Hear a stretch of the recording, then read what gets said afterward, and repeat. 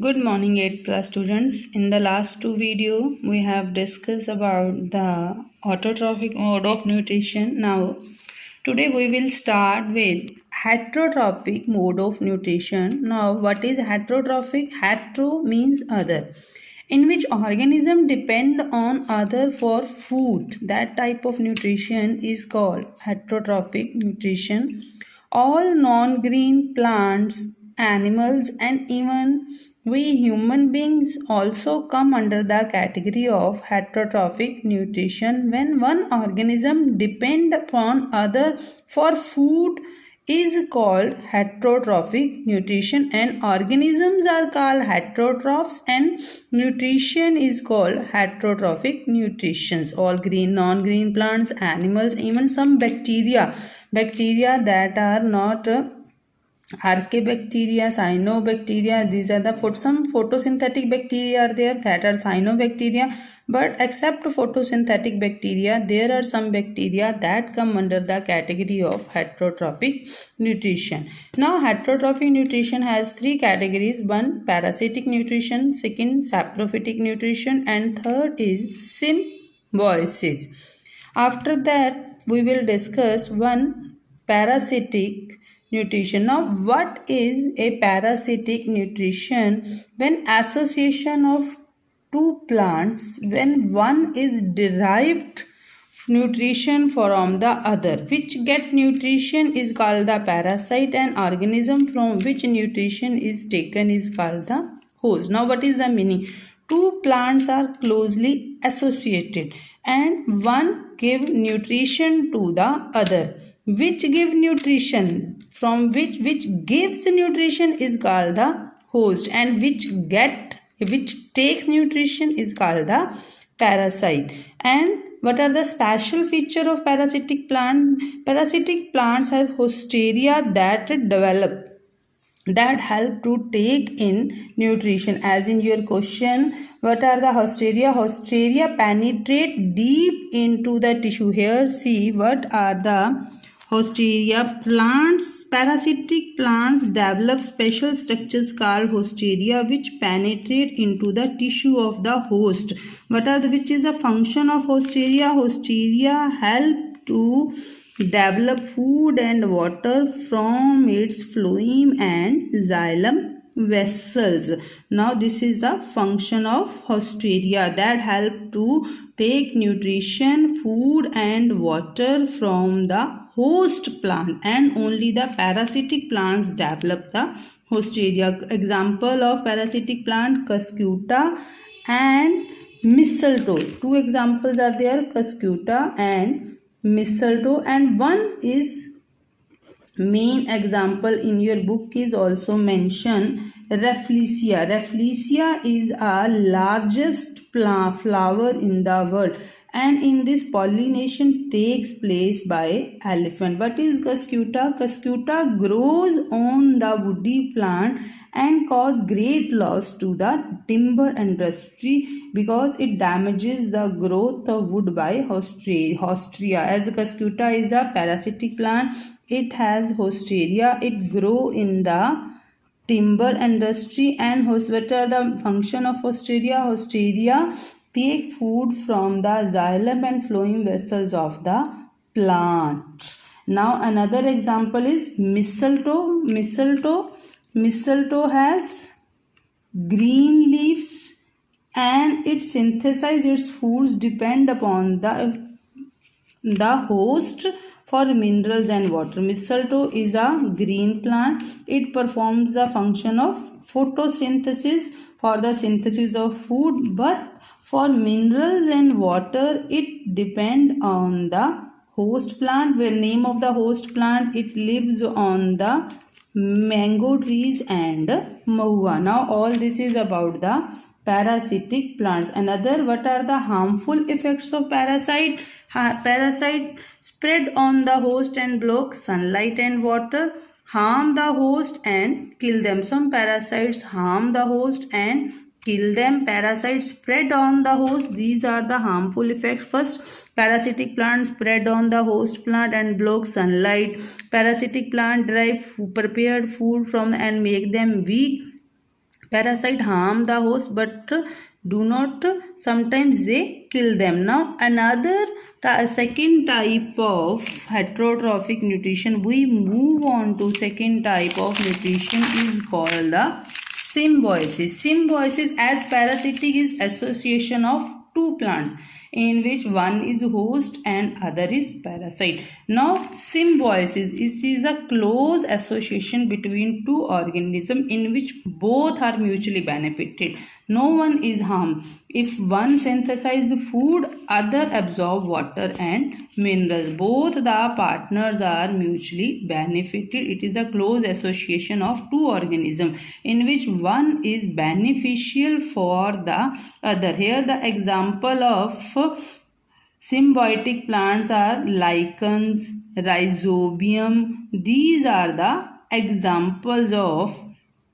symbiotic plant. Now what is symbiosis again? The organism, close association between two organisms in which both the partners are mutually benefited, and the organism that showing relationship are called symbionts. Now another first example, lichen. Lichen, association between algae and fungi. If algae prepare food for the fungus and fungus absorb water and mineral for plant and for ourselves also. Fungal partner provide shelter.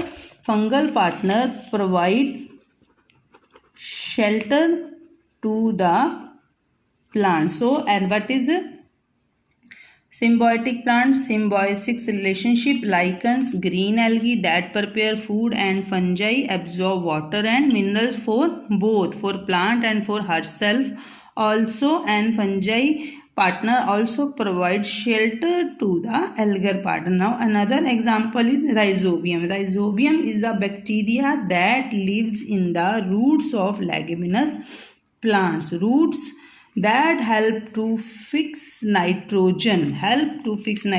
They convert the nitrogen into nitrates that plant absorb in dissolved form. Rhizobium is a group of bacteria that live in the roots of leguminous plants. And what is the function of rhizobium bacteria?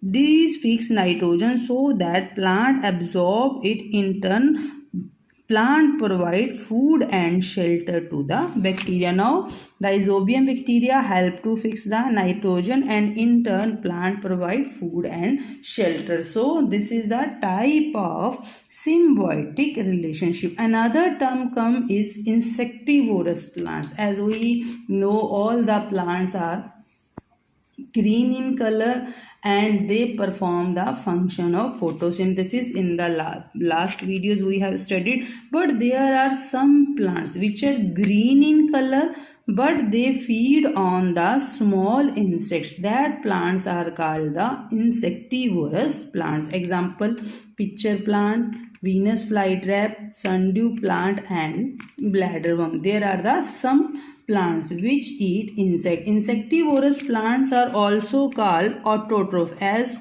they are green in color, we call them autotrophs. They have green color. They can manufacture their food, but for the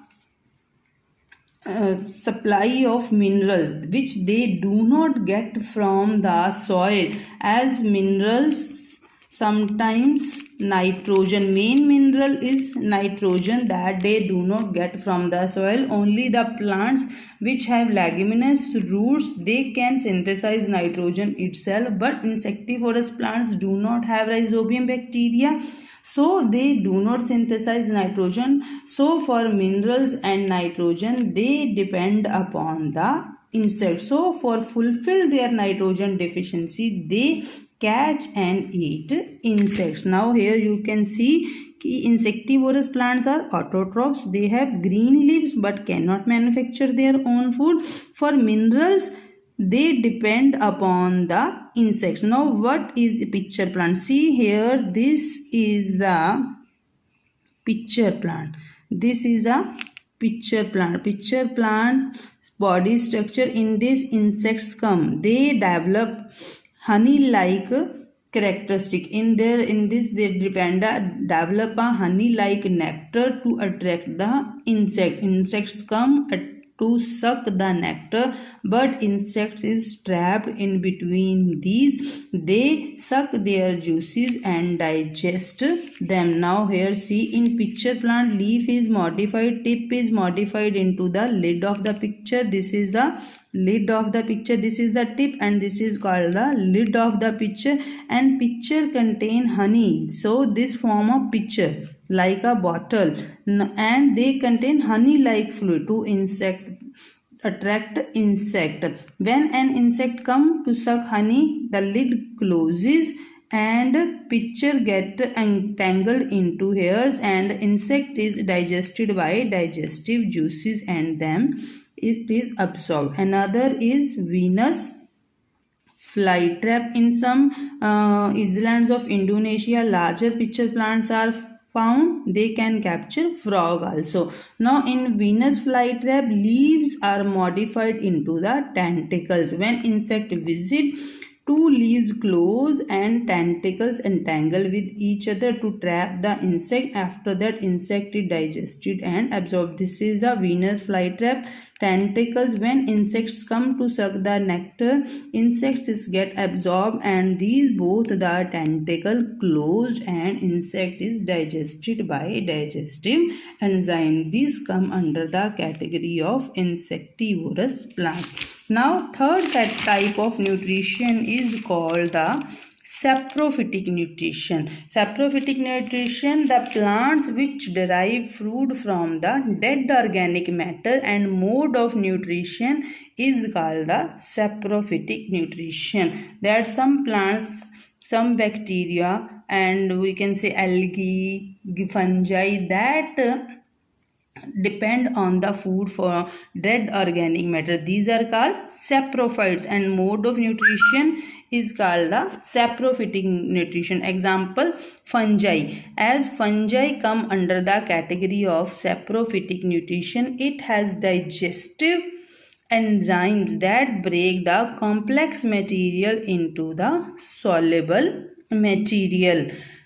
That is, and these act as a decomposer or environmental cleaner also. Some fungi like mushrooms, molds also come under the category of saprophytic plants. Mushroom is the only edible fungi that we eat as mushroom. What are the mushrooms? Soft umbrella like black, brown, creamy white structure which grow in the rainy season in the wooden logs or in the heap of manure.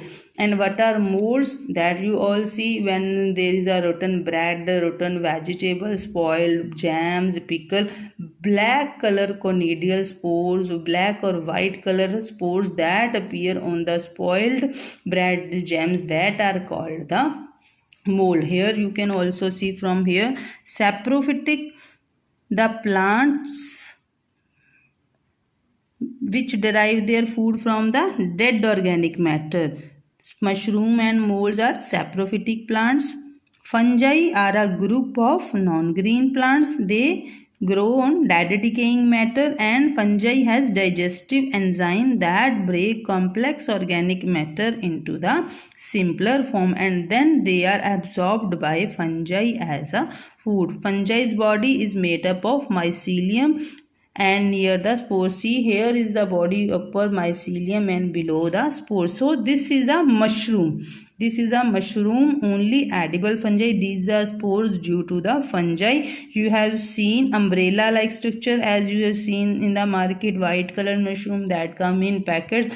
Their form is like a umbrella like form, and sometimes naturally mushrooms grow that we call the comb, and the deeper in the soil that are covered with the soil. These are the edible fungi. Black, brown, cream or white colored structure that grow in the garden soil or wooden logs. These are called the mushrooms.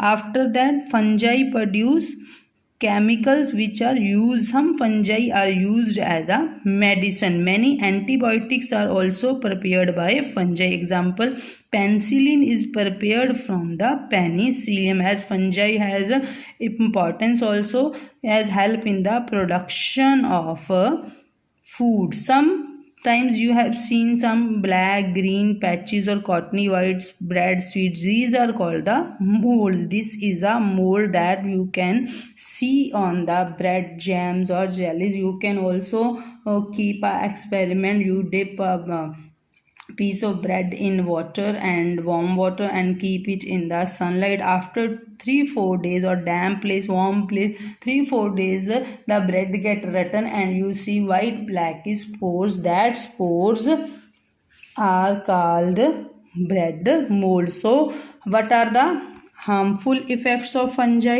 It spoils leather, woods and clothes, as our leather shoes are spoiled in the rainy seasons.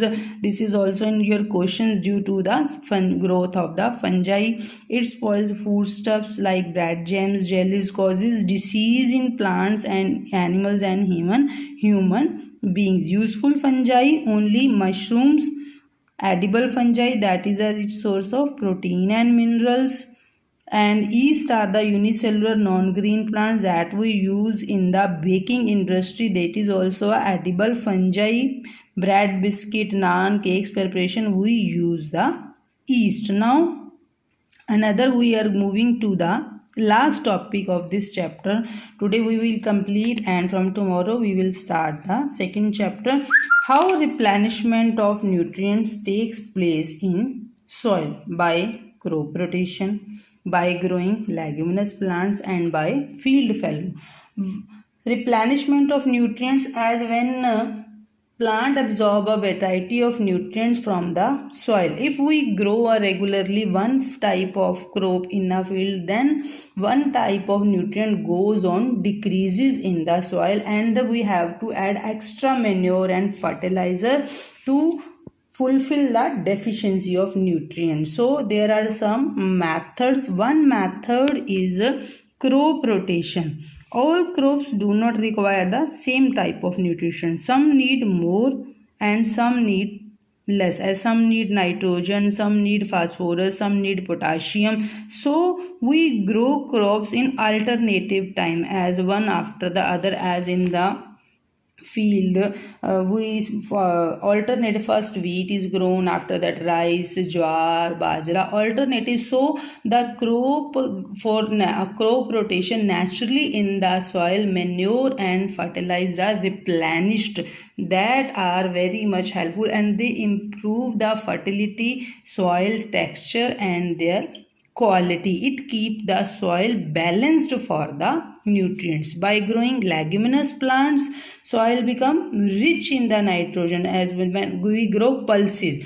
Pulses are come under the category of leguminous plants, which become, and they make the soil rich in nitrogen and good for the next crop. As when we grow pulses, the soil become rich in nitrogen, and the next crop we grow, then we need less manure, less fertilizer, because soil quantity is already rich in nitrogen. Now another third, by not growing crop in the field. Sometimes we do not grow any crop for 1 year, for 6 months, because during this month microorganisms that enrich in the soil decompose the dead organic matter, and they convert the dead decaying organic matter into the manure. This process is called field fallow. This is also in your question. What is field fallow? When we do not grow crop for 6 months or for 1 year, naturally the microorganisms that are present in the soil help in converting the dead decaying matter into the manure, that help in the replenishment of nutrient in the soil. Now chapter is almost complete. Another term is that are terms used in your next chapter also. What is the utilization of food in plant body, how plant body food utilized?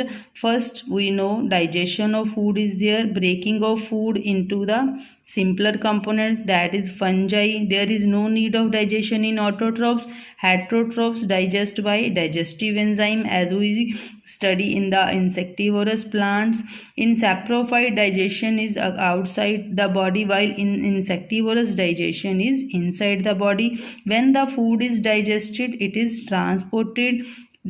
Some components of food get dissolved in water and transported to phloem. Food transportation through phloem and water transportation through xylem. After that, assimilation, process of production of energy and utilization is called the assimilation. That we terms again continue in the second chapter. And in assimilation, release of energy in the form of ATP is taken place, as we have a study in the photosynthesis reaction. In the food is oxidized to release carbon dioxide, is used for respiration by plants, and oxygen is released. Many vitamins and minerals are used in metabolic reaction. During assimilation, simpler compounds